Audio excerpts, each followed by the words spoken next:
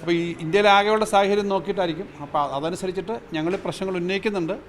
അത് സംസ്ഥാനങ്ങളുടെ താല്പര്യം കുറച്ചുകൂടി സംരക്ഷിക്കുന്ന സംസ്ഥാന കേന്ദ്ര ബന്ധം നന്നായി കൊണ്ടുപോകാൻ പറ്റുന്ന തരത്തിലേക്കുള്ള തീരുമാനങ്ങൾ വരും എന്ന് പ്രതീക്ഷിക്കുന്നു. അതനുസരിച്ചുള്ള കാര്യങ്ങളൊക്കെ പെൻഷൻ കമ്പനിയുടെ വിഷയം അതൊന്നും നേരത്തെ അംഗീകരിച്ചിട്ടില്ല, ചർച്ചയൊന്നും അജണ്ടയിലില്ല. പെൻഷൻ കമ്പനിയുടെ കടമെടുപ്പ് അതൊക്കെ നമ്മൾ വീണ്ടും ഉന്നയിക്കുമല്ലോ.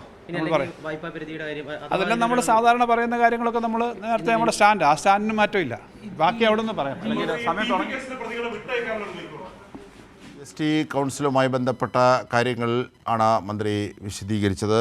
അതായത് പെട്രോളിയം ഉൽപ്പന്നങ്ങളെ കൂടി GSTയുടെ പരിധിയിൽ ഉൾപ്പെടുത്തുക എന്നതിനെ സംബന്ധിച്ച് സംസ്ഥാനത്തിന് നേരത്തെ തന്നെ എതിർപ്പുള്ള നിലപാടാണ്. അതിലുള്ള എതിർപ്പ് ആ അർത്ഥത്തിൽ അറിയിക്കുമെന്നാണ്. 79% സംസ്ഥാനം കൈകാര്യം ചെയ്തുകൊണ്ടിരുന്ന GST കേന്ദ്രത്തിലേക്ക് പോവുകയും അതിൻ്റെ കൃത്യമായ വിഹിതം, അതിൻ്റെ കോമ്പൻസേഷൻ അടക്കമുള്ളവ കിട്ടാതിരിക്കുകയും ചെയ്യുന്നൊരു സാഹചര്യം, കോടതിയെപ്പോലും അതിനെ സമീപിക്കേണ്ടി വരുന്ന സാഹചര്യം സംസ്ഥാനത്തിൻ്റെ സാമ്പത്തിക നട്ടെല്ല് ആ അർത്ഥത്തിൽ തകർക്കുന്നതിലേക്കാണ് GSTയുമായി ബന്ധപ്പെട്ട ക്രമീകരണങ്ങൾ കേന്ദ്ര സർക്കാർ കൊണ്ടെത്തിച്ചത്. ഇതിലൊക്കെയുള്ള പ്രതിഷേധം നിലനിൽക്കുന്ന ഒരു ഘട്ടത്തിൽ കൂടിയാണ് പെട്രോളിയം ഉൽപ്പന്നങ്ങളെ കൂടി ഇതിലേക്ക് ചേർക്കാൻ, GST കീഴിലേക്ക് കൊണ്ടുവരാൻ വേണ്ടിയുള്ള നീക്കം. സംസ്ഥാനത്തിന് ലഭിക്കുന്ന അത്തരത്തിൽ ലഭിക്കുന്ന വരുമാനം പോലും നിലയ്ക്കുക എന്നുള്ളതാണ് കേന്ദ്ര സർക്കാരിൻ്റെ നീക്കം. ഇതൊക്കെ രാഷ്ട്രീയമായി കൂടിയാണ് കാണുന്നത്. ഇതിൻ്റെയൊക്കെ കാര്യങ്ങളാണ് KN ബാലഗോപാൽ വിശദീകരിച്ചത്. അവിടെ നിന്ന് ഞങ്ങളുടെ പ്രതിനിധി സിബി ജോസഫ് കൂടി ചേരുകയാണ്. സിബി, എന്തൊക്കെയാണ് സംസ്ഥാന ധനമന്ത്രി പറഞ്ഞത് GST കൗൺസിലിന് മുമ്പ്?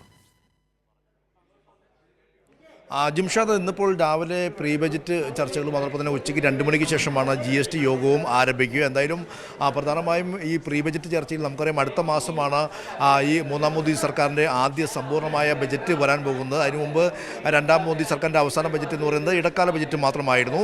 എന്തായാലും ഈ ഒരു അടുത്ത മാസം നടക്കുന്ന ഈ ബജറ്റിന് മുന്നോടിയായിട്ടുള്ള ഒരു പ്രീ ബജറ്റ് ചർച്ചയാണ് ഇന്നിപ്പോൾ എല്ലാ സംസ്ഥാനങ്ങളിലെയും ധനമന്ത്രിമാരെ വിളിച്ചു ചേർത്തുകൊണ്ട് ഒരു മന്ത്രിതല ചർച്ച നടക്കുന്നത്. ആ ചർച്ചയിൽ കേരളത്തിൻ്റെ ആവശ്യം അടക്കമല്ലാതിൻ്റെയും കൃത്യമായി മുന്നോട്ട് വയ്ക്കുമെന്ന് അദ്ദേഹം വ്യക്തമാക്കിയിരിക്കുന്നു. പ്രത്യേകിച്ച് നമുക്കറിയാം ഈ കടമെടുപ്പ് പരിധി സംബന്ധിച്ചെല്ലാം തന്നെ വിഷയമുണ്ട്. കേരളത്തിന് നിരവധി ഈ പണം ലഭ്യമാകേണ്ട സാഹചര്യമുണ്ട്.